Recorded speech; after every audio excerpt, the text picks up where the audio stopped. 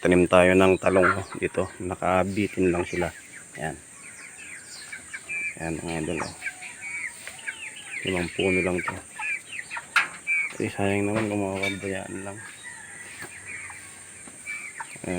Tinanim ko dito nakahang. Yan. Diba? Yan pagka panibagong style ng pagkatanim. Tingnan natin kung magandang maging buhay niya. Yan. Kasi pag nasa baba kasi baka tukay na tukay ng mga manok. Yan.